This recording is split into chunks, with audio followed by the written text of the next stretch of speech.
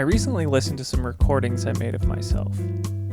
The plan was to record my drunken conversation with friends in the hopes that something interesting might come out of it. At the very least, it would be a study in what people talk about at a party. You go to a party, you talk to people for hours, but what the do you talk about? What the do people talk about at a party? I still don't know. But I do know that in my drunken state, I assumed the persona of a Howard Stern-style radio shock jock, asking provocative questions about incest. Do you have any hot cousins, Corey? Actually, I don't think I do. Would you name your cousins? Oh no, what happened? Do you have any hot cousins that you would? No consequences. No consequences. How strongly can I say no? Girls, women I meet who look like my sisters, I am physically repulsed by, like, on quite a guttural, like, full-on level. What do your sisters look like? Like me. Are they hot? Yeah, they look like me. He thinks they're hot. Do they have the chin? They've got bum chimps as well, yeah, they got. What do you call it? A bum chin. A bum an chin. arse chin. An ass chin. A butt chin. I would call it a butt chin. As a proper American, I would call it a butt chin. Well, as a Marxist, of course. As a Marxist, so that's some correct Marxist terminology, actually. That sounds very It's a butt kind of chin. Marxist agitation. Butt chin. Butt Like, what's a good Gaston in Butt chin Beauty and has- the Beast? Well, I find women who look like me attractive, and I find men who don't look like me attractive. Oh, You must find most men yes, I'm attractive. very bored. Yeah, I was gonna say, men that But when don't you see like... men who have features like yours, you are repulsed by them in some way. Well, like I would just say, if you take stock of all the men I've like been attracted to, a lot of them don't look anything like me. Like the opposite. But then if you take like women, they're usually like, it's like people are like they're like, well, that's weird you hooked up with her. She looks like your sister. I'm also beating around the bush. I'm talking also like racially also.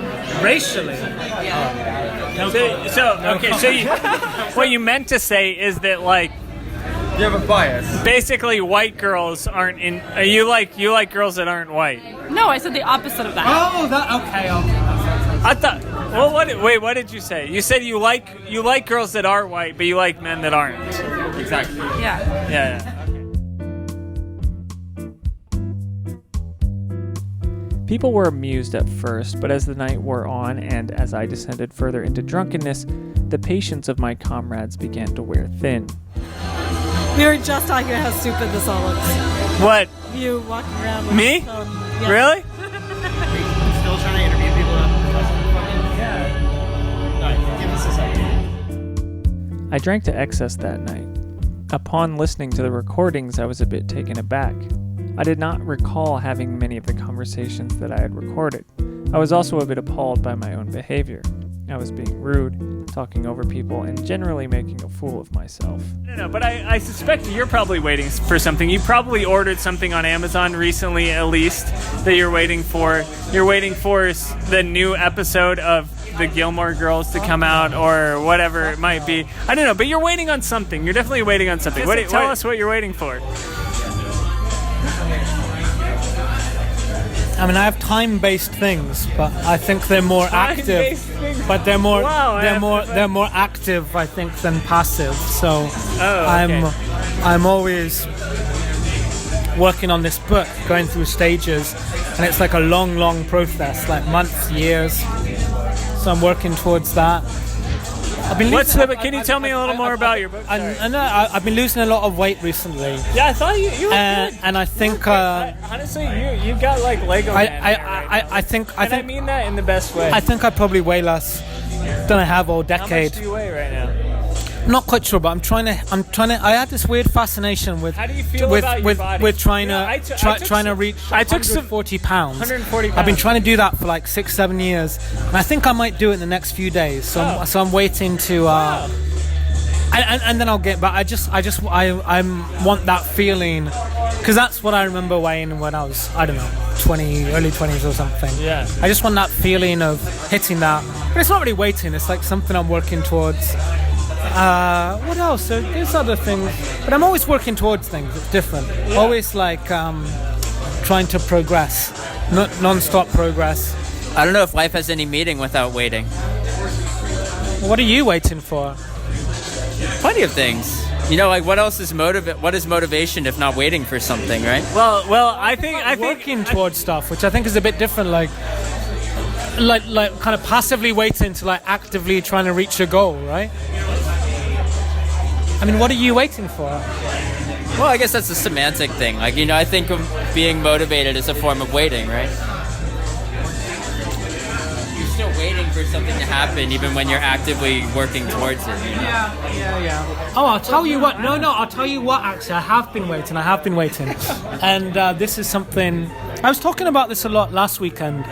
And a lot with my friends.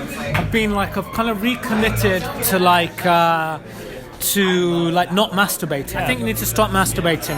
And you need to wait as long as you can before you masturbate. Let me ask you something. So you were talking about your body. How you are you feeling? You were. He was talking about his body. He was talking about his weight. I just this was just an opportunity for me to talk about myself because I'm talking. I took some great nudes of myself today. I've been taking some good nudes of myself. You're taking some good nudes? Yeah. Okay. So what are you doing with these nudes? I'm just for me, but yeah. You're not gonna share with the class? No, I'm kidding. No, just because I'm not. Unless you want to. I know I've showed them to people here, but I'm not sending them to like girls at this moment in time. Yeah. Just because I've been traveling a bit, I like a nice bathroom. And I took some in Dayton, Ohio, and you took some nudes in Dayton, Ohio. Yeah, like in the hotel full frontal. Yeah, pretty much. Yeah, pretty much. You see the full peen, erect or non-erect? Because not erect, casual. Not erect. Casual. Okay, right. So I've been going through a thing of like trying to. Penis positivity, you know what I mean? Penis positivity. I've been trying to be comfortable with my non-erect penis. Yeah, so me too. But that's easy. It is easy. Is that like a humble brag? Like it is easy? Is there some? No. No, it's easy because I'm hung like a fucking horse. Not for everyone, I guess. Not for everyone.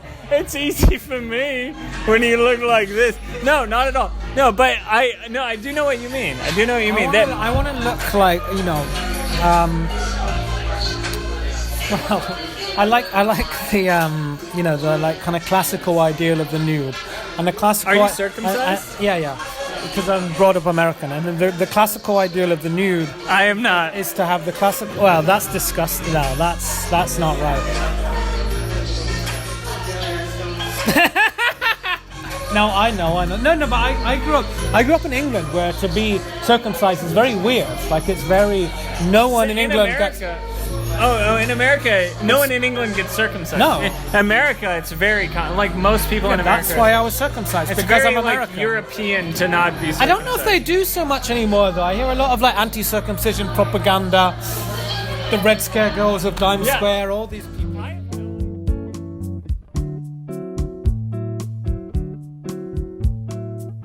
I don't think I have a problem with alcohol. Prior to that night, it had been several weeks since I'd had a drink. But when I do drink, I like to get fucked up. When I went off to college, my mom told me, I don't mind if you drink, just don't binge drink. That's the whole point, Mom, I thought to myself. Nearly a decade after having graduated from college, I still don't see the point of drinking unless I'm going to binge. I've got no use for a casual drink or two. They say there are two kinds of drinkers. Those who drink to enhance their personalities, and those who drink because they want to rid themselves of something. I need to lose myself in the drink. I need to reach peak good. I need to feel euphoric, and there's a kind of euphoria that I can only achieve with the help of a bottle of gin. But at what cost does that euphoria come? There's the physical cost, spending the next day or two essentially bedridden with nausea and fatigue. But there's also an interpersonal cost. I've jeopardized friendships with my drunken behavior. How many times can I act like a total buffoon and still be forgiven? I don't know.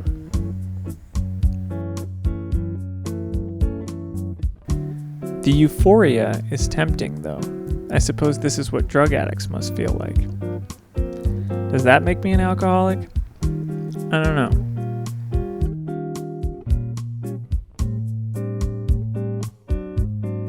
I feel like I could live out the rest of my life and be perfectly happy if I never had another sip of alcohol. But is that true? I don't know.